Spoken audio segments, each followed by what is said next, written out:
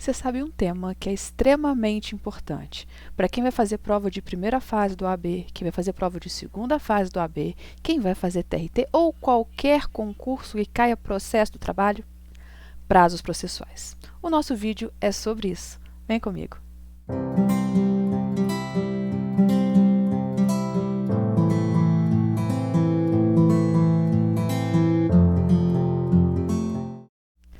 Prazos processuais. Está aí um tema que é extremamente importante, né? Provavelmente vocês já ouviram aquela máxima de que o direito não socorre aquele que dorme. Por quê? Tudo nós temos um prazo. E o prazo ele se relaciona diretamente com o princípio da preclusão, que nós já vimos em vídeos anteriores. O que é o princípio da preclusão? A parte tem um prazo para realizar determinado ato. Terminado esse prazo, se a parte não realizou o ato naquele prazo, precluiu. O que é a preclusão? É a perda da pretensão do direito de requerer alguma coisa em juízo dentro daquele prazo. Então, se a parte não cumpriu o prazo, precluiu o direito, ela não pode mais, é uma sanção processual, né? Ela não pode mais pleitear aquele direito. Por exemplo, ela tem 8 dias para interpor o recurso ordinário. Findo esse prazo, não interposto o recurso ordinário, ocorre a preclusão, ela não pode mais recorrer. E o que é importante para a questão de prova? Classificação dos prazos, as questões de prerrogativas de prazo, contagem de prazo, é tudo isso que a gente vai ver agora. Vem comigo. A gente tem, no artigo 223, aqui a gente vai usar muito o CPC, tá? Porque a CLT ela é um pouquinho omissa nesse sentido, então a gente usa bastante o CPC. E lá no artigo 223 do CPC, ele fala exatamente dessa preclusão. O que diz o artigo 223 do CPC? Decorrido o prazo, extingue-se o direito de praticar ou de emendar o ato processual, independentemente de declaração judicial, ficando assegurado à parte, porém, provar que não o realizou por justa causa. Aqui a gente tem, né, uma exceção. Justa causa, né? A regra é, como eu disse, o prazo para interpor o recurso ordinário no prazo de 8 dias. Findo esse prazo, a parte perde o direito de interpor o recurso ordinário. Ela perde, é uma sanção processual que ela vai perder o direito de praticar aquele ato. Mas se aconteceu uma justa causa, imagina que teve uma tempestade ou um deslizamento, esses desastres da natureza que costumam ocorrer muito em final de ano, início de ano, né? Só que teve uma proporção muito grande, afetou boa parte da cidade, boa parte da cidade ficou sem luz. E aí, no último dia do prazo, quando ele ia interpor, ficou sem luz. Não só o escritório dele, mas como boa parte da cidade, às vezes até o Fórum da Justiça do Trabalho. O que significa? Vai prorrogar esse prazo e aí ele vai poder interpor no próximo dia útil desse fato, dessa justa causa, que o próprio artigo 228 do CPC ele nos traz como exceção. Além disso, é muito importante a gente saber também da classificação. E a classificação ela vai variar. A gente começa, por exemplo, com a classificação quanto à determinação. O que significa isso? Quem que determina o prazo? A gente tem, quanto à determinação, os prazos legais, os prazos judiciais e os prazos convencionais. Olha, é fácil. Prazos legais, quem é que cria o prazo? A lei. Essa é a regra, né? Senão ia ficar muito confuso, muito perdido. O processo não ia ter fim nunca. Então, a regra é que os prazos são estipulados pela lei. A lei estipula prazo de 8 dias para a interposição do recurso ordinário, de 5 dias para a oposição dos embargos de declaração e assim por diante. Então, todos os prazos, em regra, decorrem da lei. Mas não são todos os prazos que a lei prevê, até porque é impossível, né, o legislador prever todos os fatos, todos os casos que podem acontecer no processo. E, em razão disso, existem também os prazos judiciais e os prazos convencionais. Os prazos judiciais, quem que você acha que estipula? O juiz, né? Quando não há previsão legal, o juiz estipulará um prazo razoável que atenda à situação concreta para que a parte pratique o ato. Por exemplo, o juiz precisa de algum documento que não foi juntado no processo. Ele vai estipular um prazo razoável para que a parte consiga esse documento e junte ao processo. Por exemplo, prazo, às vezes, para apresentar procuração, carta de preposição, não tem na lei. O juiz geralmente estipula o prazo de 5 dias. O juiz vai estipular um prazo razoável para que a parte efetue aquele determinado ato. Então, É o juiz que determina. E aí, ele vai estipular de acordo com o princípio da razoabilidade. Olha, quanto tempo precisa para que a parte promova este determinado ato? E aí ele concede o prazo. É o juiz que fixa. E tem os convencionais, que não é muito comum, mas existem, são aqueles definidos por acordo entre as partes. Não, vocês não vão se deparar muito com prazos convencionais. Prazos convencionais não caem na prova, até porque eles são convencionados, então não tem como ser exigido. O que você precisa saber de prazo convencional é que eles são convencionados entre as partes. Quer um exemplo? Imagina que as partes estão lá, tem um processo, está na fase de execução, e aí as partes de comum acordo pedem a suspensão do processo, por exemplo, por 6 meses. Para quê? Para que eles cheguem num acordo e tentem, a execução ficou lá em 300 mil, o devedor tá oferecendo 100 mil, e aí eles pedem a suspensão do processo para que eles cheguem numa negociação. Se for de forma convencional, um acordo entre as partes, é possível sim que ocorra essa suspensão. Também na fase de conhecimento, né, o reclamante está pedindo um valor X na reclamação trabalhista, e aí eles pedem a suspensão do processo por um período para que eles discutam e cheguem num acordo. Fim desse prazo, se as partes não chegaram no acordo, não aconteceu nada, o processo volta a correr normalmente ao final do prazo. Bom, mas além dessas classificações entre legais, judiciais e convencionais, é importante a gente saber dos artigos 218 e 313 do CPC. Olha o que eles estabelecem, exatamente o que a gente falou aqui, ó. O artigo 218, no seu parágrafo 1º. Os atos processuais serão realizados nos prazos prescritos em lei, a regra. Quando for omissa a lei, o juiz determinará os prazos em consideração à complexidade do ato, foi o que eu acabei de explicar. Então, o juiz, quando a lei for omissa, vai estipular de acordo com a complexidade, utilizando o princípio da razoabilidade. O artigo 313 do CPC dá um exemplo dos prazos convencionais. Olha só, suspende-se o processo pela convenção das partes. Parágrafo 4º. O prazo de suspensão do processo nunca poderá exceder a 1 ano, nas hipóteses do inciso 5, e 6 meses naquela prevista no inciso 2º. E, por fim, quando não tem prazo. Quando o juiz não confere prazo. O juiz determinou o prazo para a juntada da carta de preposição, ou qualquer prazo. Não fixou.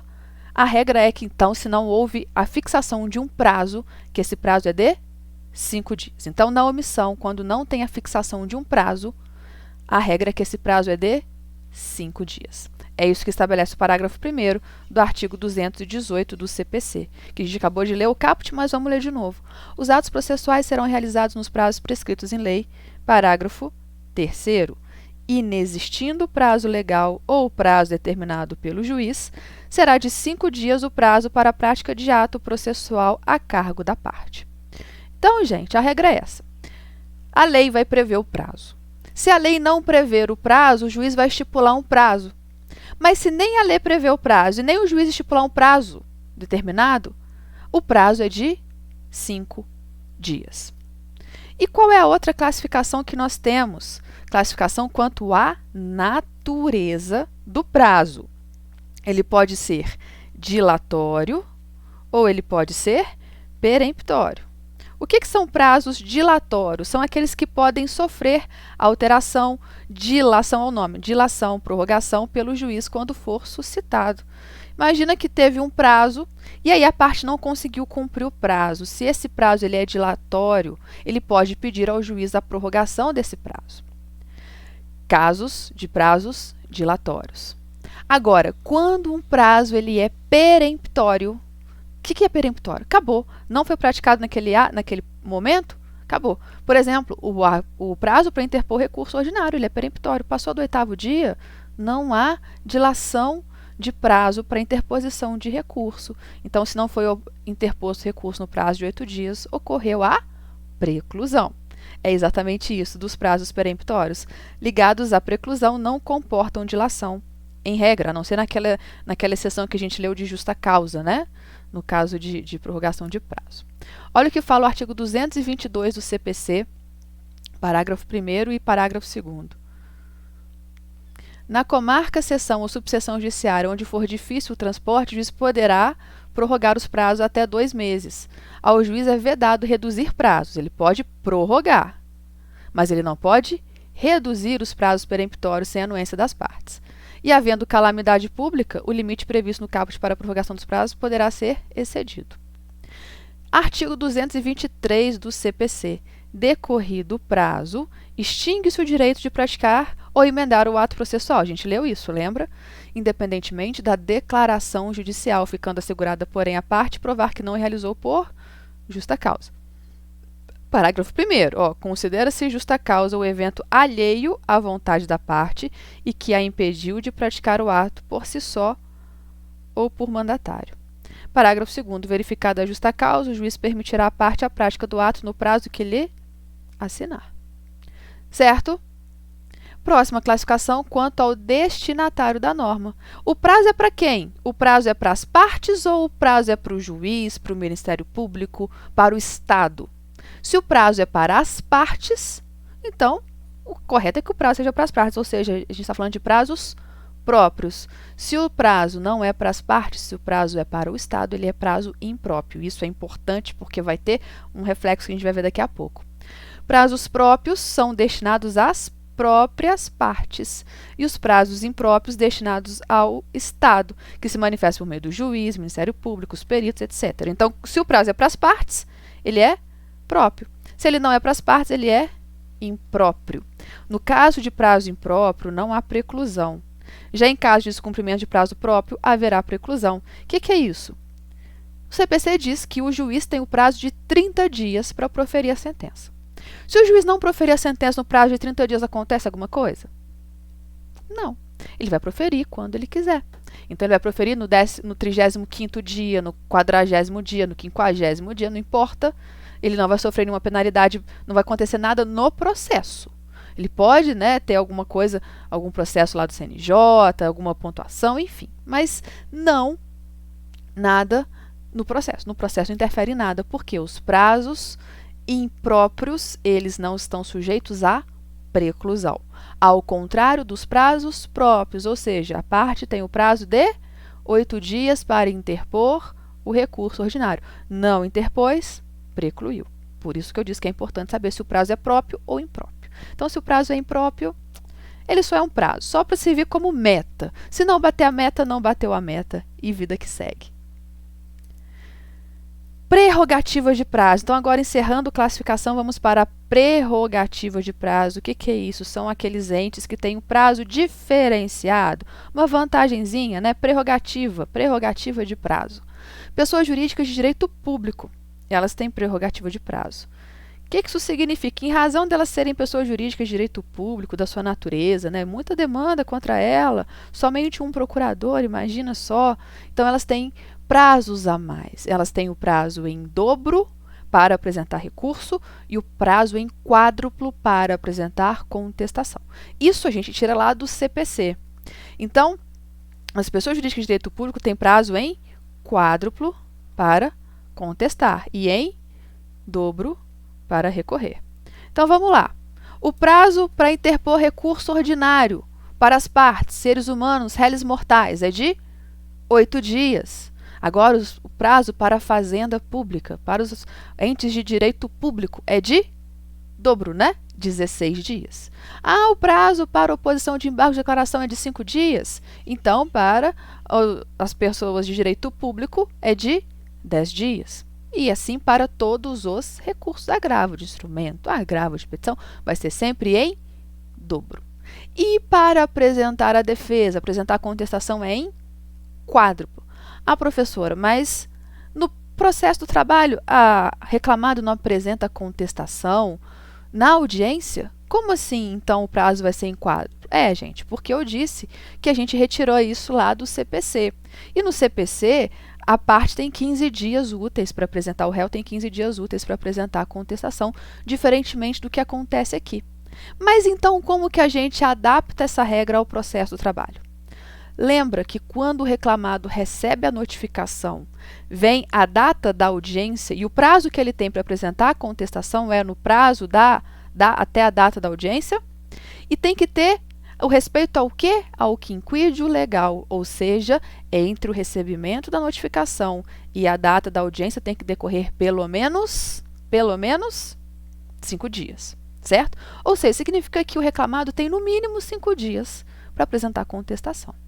Agora, os entes de direito público têm esse prazo em quádruplo. Significa que do recebimento da notificação até a data da audiência tem que ter pelo menos 20 dias, certo? Esse que é o raciocínio que você usa para o prazo em quádruplo para apresentar a contestação no caso de pessoas jurídicas de direito público. Agora, o que é importante lembrar, que é o que cai em prova? Empresas públicas e sociedades de economia mista não possuem prerrogativa de prazo. Isso é muito importante, isso vive caindo, então muita atenção.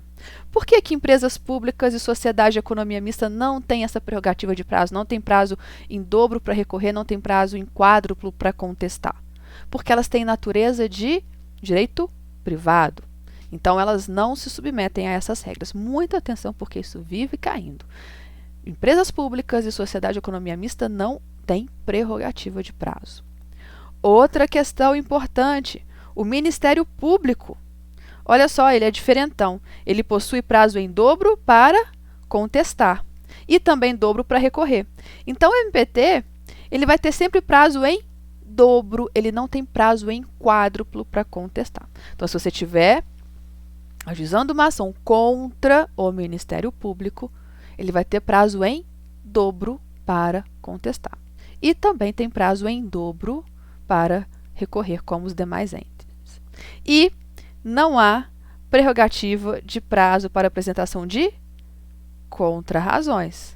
Olha o que a gente leu. Tem prazo em quádruplo para contestar, prazo em dobro para recorrer. Recorrer, não falou para contrarrazoar recurso. Então, a regra, o entendimento majoritário da doutrina e da jurisprudência é de que pessoas jurídicas de direito público têm prazo em prazo simples para apresentar as suas contrarrazões.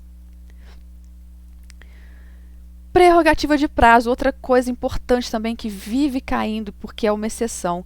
No processo civil, os litisconsortes com procuradores diferentes têm prazo em dobro, têm prazo em dobro. Aqui no processo trabalho, não possuem prerrogativa de prazo. Por quê? Olha o que fala o artigo 229 do CPC lá para o processo civil. Os litisconsortes que tiverem diferentes procuradores de escritórios de advocacia distintos terão prazos contados em dobro para todas as suas manifestações em qualquer juízo ou tribunal, independentemente de requerimento. Mas, pensa comigo, isso violaria o princípio da celeridade processual. Então, essa regra não se aplica ao processo do trabalho. Por quê? Temos na OJ 310 da SDI 1 do TST, muito importante, inaplicável inaplicável ao processo do trabalho, a norma contida no artigo 229, caput, parágrafos 1º e 2º do CPC de 2015, em razão da incompatibilidade com a celeridade que lhe é inerente. Ou seja, litisconsortes com procuradores diferentes, de escritórios diferentes, têm os mesmos prazos do que o polo simples, sem a presença de litisconsortes, certo? Muito importante. Para finalizar, vamos lá, contagem do prazo, isso também é muito importante. Prazos são contados em dias úteis. Os prazos trabalhistas, depois da reforma trabalhista, passaram a ser contados em dias úteis. Significa que feriado não conta, sábado não conta, domingo não conta, recesso não conta. Então, você só vai contar em dias úteis. Mas é importante você saber também, além do fato de que é contado em dias úteis, como é essa contagem de prazo. Quando inicia o prazo, quando inicia a contagem de prazo, você sabe que é diferente? O início do prazo do início da contagem do prazo são questões diferentes. Olha só, o início do prazo é o dia que o início do prazo ocorre com a ciência do ato a ser praticado. Então, imagina você foi intimado da sentença. Do dia que você foi intimado é o início do seu prazo. Significa que o seu prazo começa a contar daí? Não. Porque a contagem, o início da contagem do prazo é o primeiro dia útil seguinte à contagem do prazo. Como assim? Você foi intimado da sentença numa segunda-feira. O início do prazo é nesta segunda-feira. E o início da contagem do prazo? No próximo dia útil. Na terça-feira começa a contar o seu prazo. Certo? Significa que essa terça-feira foi um dia útil, porque se ela for um feriado nacional, vai começar a contar da quarta-feira ou do próximo dia útil. Então, é sempre assim. Tem a ciência, o prazo começa a contar do próximo dia útil dessa intimação, dessa notificação, dessa citação. E a forma de contagem do prazo? Como que a gente faz? A gente exclui o dia do início e inclui o dia do final. Como assim? Vamos lá. Vamos para a parte do desenhar. Imagina que a gente tem aqui segunda, terça, quarta, quinta, sexta, sábado e domingo. Imagina que a segunda-feira seja dia 3, 4, 5, 6, 7, 8, 9, 10, 11, 12, 13, 14, 15, 16. Certo? Imagina que você foi intimado da sentença no dia 5. Então, o dia 5 é a intimação. Aqui, esse dia 5 é o início do prazo da ciência. Começa a contar quando? No próximo dia útil. Então, imagina que seja o prazo para o RO, que são de 8 dias. Como que a gente conta esse prazo aqui para o RO? A gente começa a contar do dia 6, certo? Então, eu tenho 6, imaginando que não tem nenhum feriado aqui. Então, eu tenho 1, 2, pulo sábado, pulo domingo. 3, 4, 5, 6, 7. Ainda faltou mais um aqui, ó. 16, 17. Então, termina no dia 17. É o fim do prazo. Está vendo? Eu incluí o dia do final e excluí o dia do início. Então, o dia do fim do prazo.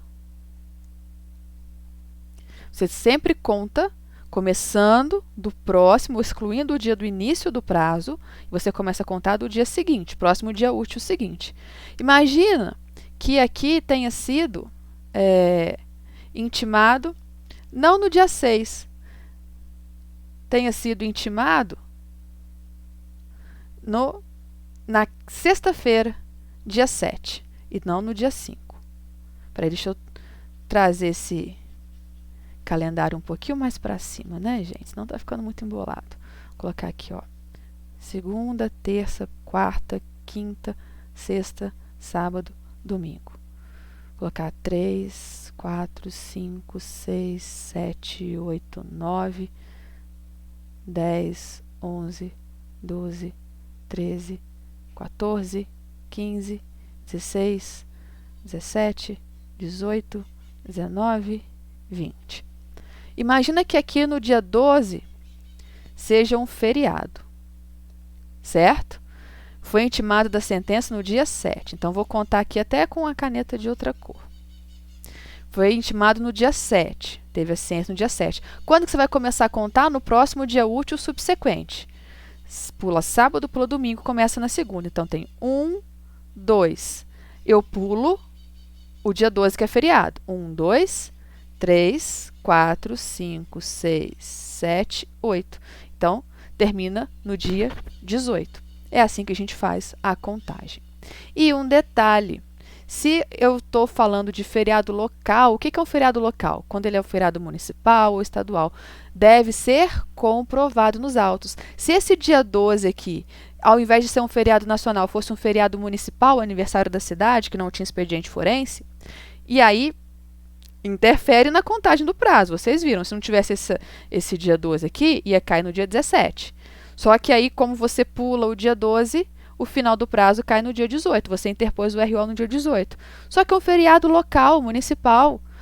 O tribunal não tem obrigação de saber que é feriado na sua cidade. Então, você precisa comprovar feriados estaduais e feriados locais para que o seu recurso não seja intempestivo. Por quê? Porque se você não comprova e não...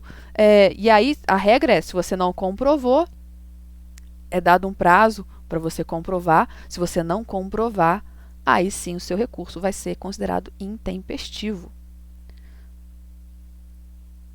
Certo?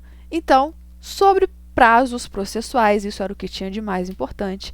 Caso você tenha ficado com alguma dúvida, deixe aqui nos comentários que eu respondo para você. Se você é novo no canal, se inscreva, curte o vídeo para ele aparecer sempre para você outros vídeos do canal. Aqui no canal a gente tem diversos vídeos de direito do trabalho e processo do trabalho para te ajudar na preparação, seja ela qual for. São vídeos curtos, temáticos, separados sempre por temas. Então você vai lá na busca Marina Marques Prof e o título que você está com dúvida certamente vai aparecer um vídeo para você. E caso não apareça, manda para mim a sugestão de vídeo que você quer ver aqui no canal que eu ainda não tenha gravado. Se você vai fazer segunda fase de direito do trabalho, lembra que a gente tem cursos específicos para a segunda fase. Tem o curso de treinamento de questões, que o foco é nas questões, é ensinar o aluno a responder, como a banca pontua, além de funcionar, claro, como um instrumento de revisão de todo o conteúdo, direito material e processual.